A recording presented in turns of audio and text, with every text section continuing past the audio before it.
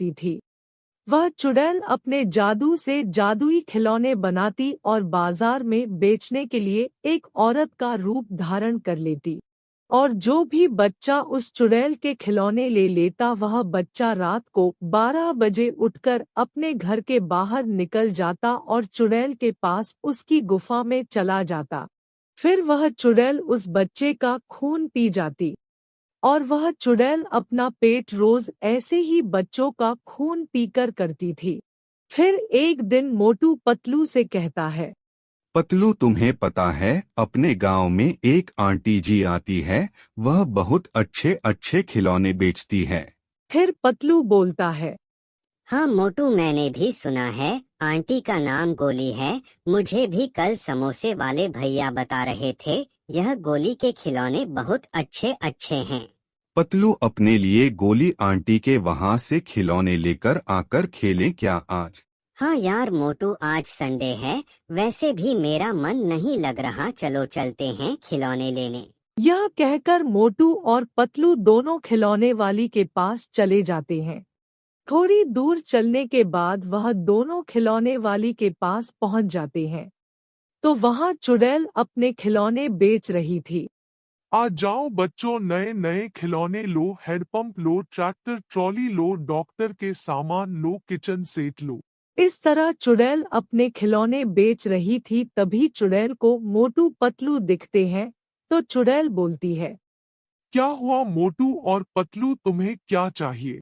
फिर मोटू बोलता है, गोली आंटी जी, हमें नए नए खिलौने दे दो, आज संडे हैं, हम दोनों पूरे दिन भर खिलौने से खेलना चाहते हैं।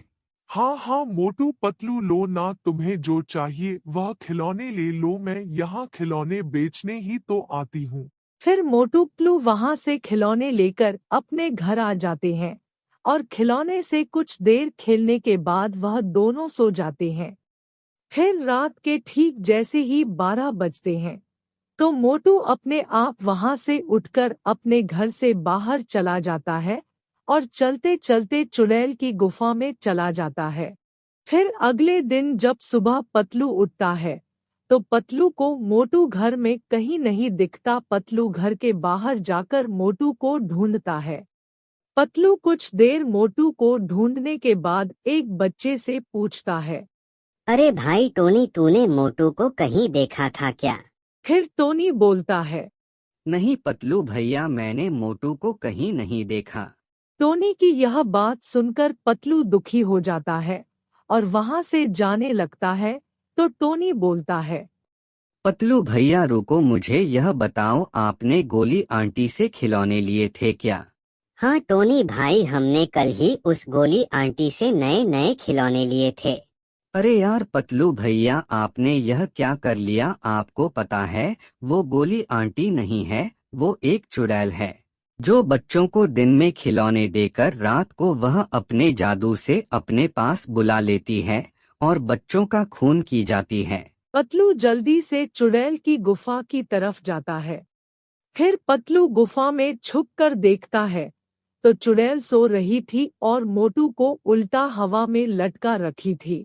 तो पतलू वहां से आ जाता है और सीधा एक तांत्रिक के पास चला जाता है और तांत्रिक को सारी बात बता देता है।